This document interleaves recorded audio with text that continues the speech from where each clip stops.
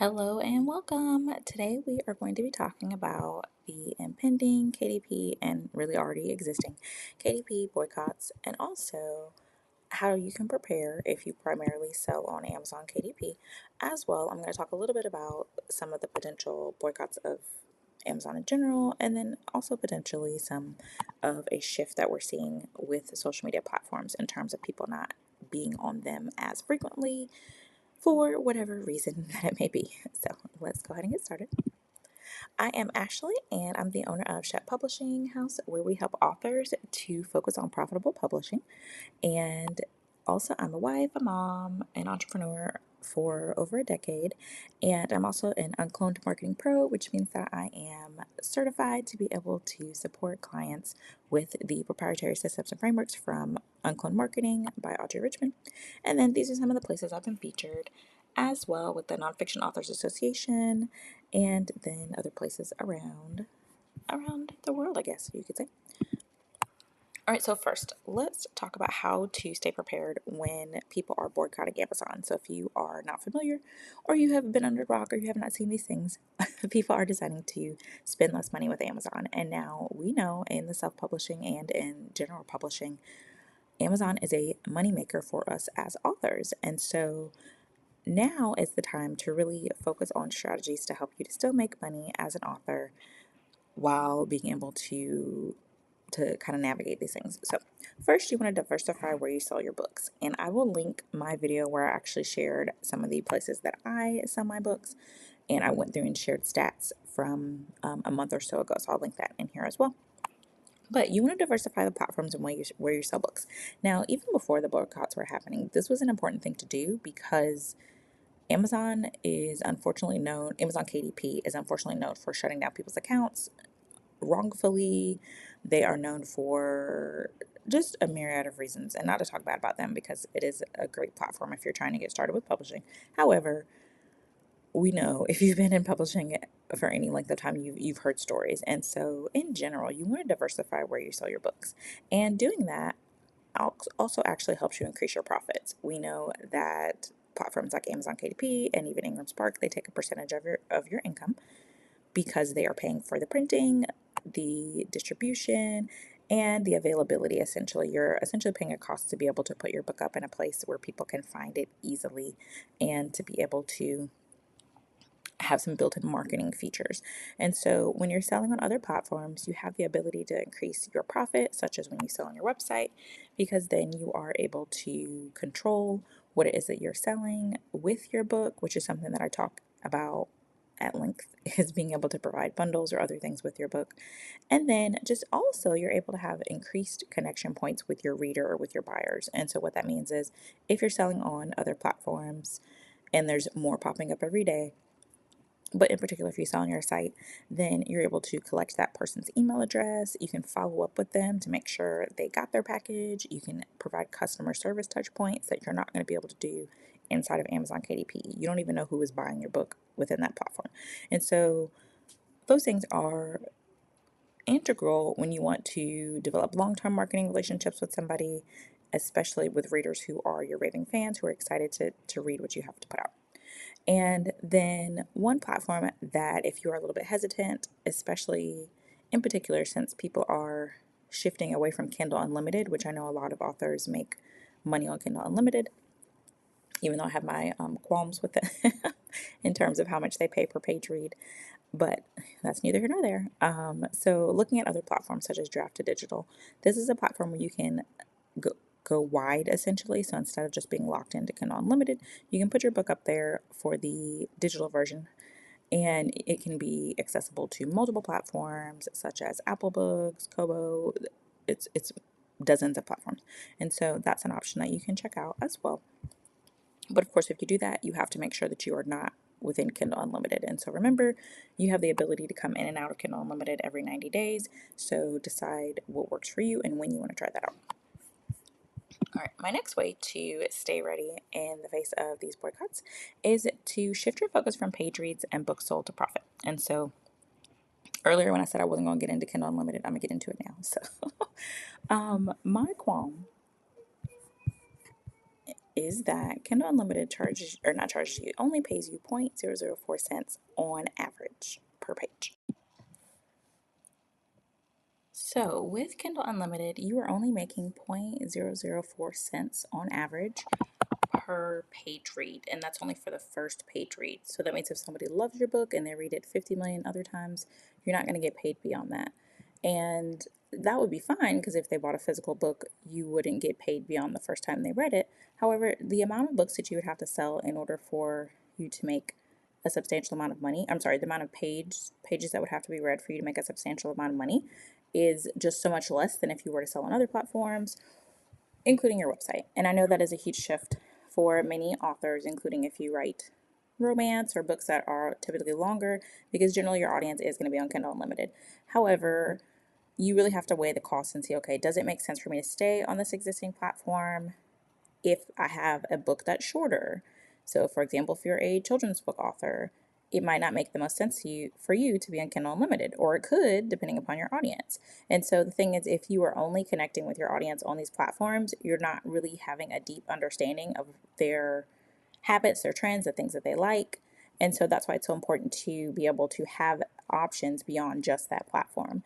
And so when you think about, okay, if your books are predominantly on Kindle Unlimited and you're not making money otherwise, then you're really just at the liberty of Amazon and at the liberty of people who are deciding, okay, today we're boycotting this, we're boycotting that platform, and it really is just not a good position to be in. And then also, if your book for some reason gets banned from the platform, or if you get banned from having an account on the platform, then you really just have put yourself in a really bad position, because then you have no other way to make money. And so just really want to hammer home this point, that focusing on ways to make money beyond your book that are not just the book. So providing additional options such as experiences around your book. Maybe it's a book club that you host and you invite people to join you and charge a fee for that, or speaking opportunities that are tied to your book. There are so many other ways to make money from your book. And so don't feel like you have to be limited to just making money from page reads, because that's going to be something where you are going to feel caught up and you're going to feel as if you're at the liberty of these platforms that you don't own.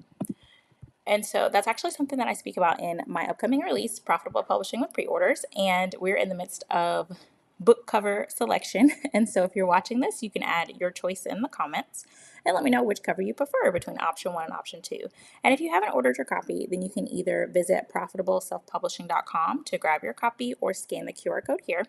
And amongst other things, besides just being platform independent, so not only being visible and available on Amazon, I talk about how to use your pre-order to cover your costs of publishing. And so how to grow your audience, pre-sell your book, and cover costs before self-publishing. All right, so let's move on to the next reason, or the next way that you can stay ready in the midst of boycotts. And we're talking about boycotts on and off Amazon and in general, because other stores are also being boycotted as well. And so really building your author platform. I've touched on this a little bit earlier, but using the social media platforms or using podcasts, using things like that, YouTube, to create gravitational content, so that way when people do see your content on these platforms, they're pulled towards you and you're creating what are called raving fans. And so those are people who are going to follow you wherever you may go. So that means, let me give you an example. So I look at trends online and I see posts and things like that. And so one post I see from time to time habitually is the fact that people say, oh, well, authors in particular, oh, well, my post about my cat went viral, but when I post about my book, crickets. And that happens, not, I don't want to say often, but that tends to happen. And you want to be very careful and very mindful about the things you're posting and making sure they're in alignment with what it is that you want people to know you for. If you're posting about things that are not in alignment with that, you do run the risk of being known for that thing. And that's something I had to really reevaluate, sorry, tongue twister, had to really reevaluate over the last year or so, is think about, okay, the things I want to be known for are self-publishing, book marketing, and strategies to help self-published authors. And so I had to really curtail the things that I was posting that were not about that. And it wasn't like those things were bad, it just would be too much of a focus, so that way I became known for that other thing. And this became really apparent to me because I did a post a couple months ago that was like, okay, well, if you were to guess the topic of my next book, what would be your guess? And the guesses I were getting were totally not what I wanted them to be. And so that was a wake up call for me of like, okay, I need to make sure I'm only talking about this thing, or 80 to 90% of the time talking about this thing. Now, that doesn't mean that you can't be on social media talking about other things. However, the way that I kind of balance it is that the things that I post are going to be about books, self-publishing, marketing, supporting business owners. And then the things I comment on, those can be about whatever I want to comment on. And so that's an option for you, because when you're building your author platform, typically it's going to be heavily geared towards social media, and it's heavily geared towards being on social media. And you want it to be something where people can really understand, okay, even if I see your post years later, or I see this years later, that most of your content is about this book or about your books or about your business. And that might seem kind of limiting, but if you really are trying to kind of get all the juice for your squeeze out of social media platforms, then you want to focus in that way. And then you also want to do content that attracts the right reader. And so using content that's going to be specific to the reader that's for your book, because then it makes it easier for them to find you instead of you always trying to find them. So just be mindful of what you post and how it relates to your book or your business. And if you need to do a second account, then that's fine. Like I have on Instagram in particular, I have an account for my food page, I have an account for my personal, and I have an account for book stuff, because I don't want to be, I have different purposes for each platform. And then I don't want to have to only talk about book stuff in my personal life. I don't want to only talk about food stuff on my book page and things like that. And it just makes it easier and clearer as far as what to post where. Then the next way that you can stay prepared is to make sure you're building your community with your readers, and in particular off of these social media platforms. I know the last one I said about using social, but now we're going to be using social to pull people over to our own platforms. And so that could look like Substack, it could look like School, Patreon, Circle. There's so many different options that you can use nowadays, and especially with the, how can I put this, with the censorship that's happening on some of these platforms, and also just the inconsistencies of availability. We know that from time to time, Instagram will go out, Facebook will go out, these platforms become unavailable, and you don't want to put all your eggs in one basket, just like with Amazon KDP. You don't want to have all of your royalties be coming in on just that one platform. You want to have multiple streams. And so having a community with your folks, getting them off of these platforms, is important, because also people are spending less time on social media and looking for deeper connections. And another way to do this, if you're thinking, okay, well, I don't want to manage a group per se, then at least get them on your email list and then email them consistently. And so consistently can look different for you depending upon your lifestyle, but I suggest at least once a week, at least every 2 weeks, something within that cadence, so that way you stay top of mind and you're not just popping up when you want people to buy your book. And so if you need support with that, I do have a free class to teach about different strategies and things you can do with email marketing, because I really focus on not sending newsletters as your main source of email, because typically if you're sending a newsletter, you're waiting until the end of the month, and then it's all this information that your reader may or may not read. Instead, I really focus on one topic per email, to focus on one thing that you want them to do, one thing that you want them to know. And then the last way that you can, well, this isn't the last way, but the last way I'm going to talk about today of how to stay ready in the face of these boycotts is to inform your readers explicitly how to connect with you. So let them know when you're doing posts, when you're on podcasts, when you're doing speaking gigs, wherever it is that you're speaking to your audience, even inside of your book. It is okay to tell people inside of your book, the front, the back, throughout the book, depending upon what kind of book you have, go to this website, download this thing, go to this website, scan this QR code, and join me on this platform. Let them know what it is that you want them to do. And then that way they know exactly, they don't have any questions. And it's something where you might be thinking, oh, well, I mean, they'll just follow me, they'll find me on social. No, be direct, be specific, and then say it consistently. So let them know, hey, same message across these different platforms. And of course, that can change depending upon what it is that you're offering, if you're selling different things or what book that you have out. But just being explicit wherever it is that you are talking to them, letting them know what you want them to do.